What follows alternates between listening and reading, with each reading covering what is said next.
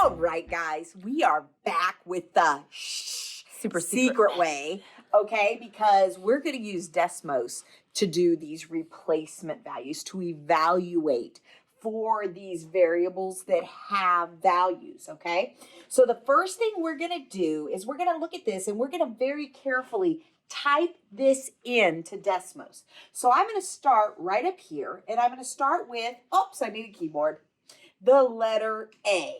So I'm going to put A equals, I'm going to go back, and my A is -4. It is very important that you type these in exactly the way they're written. So watch for those negatives.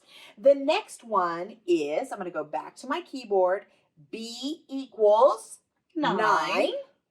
And then again, back to my keyboard, C equals -3. -3. And remember, you can use your actual keyboard to type those. It's much easier. Okay, it'll be so faster. much easier, absolutely. Then we're going to look at this expression. It's called an expression because there is not an equal sign.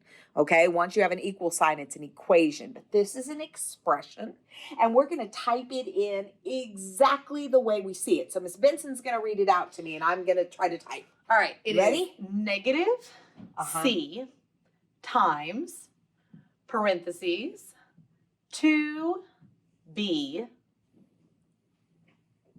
minus a, close parentheses.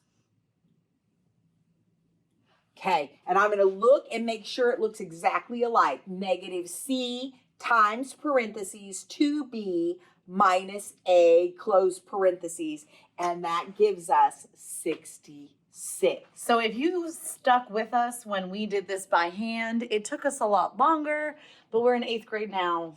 We're just going to use Desmos to help us out. Use your tools, okay? So, I mean, I have a car, right? And I drive it to school every day. And nobody gets mad at me that I don't walk to school. I use my car because I have that technology. You have Desmos. That's Use your it. technology. That's your technology, absolutely. All right, so just go ahead and try putting this one in Desmos, and then we'll come back with the answer and everything typed in so you can check and see how you did. Absolutely. See you in a minute.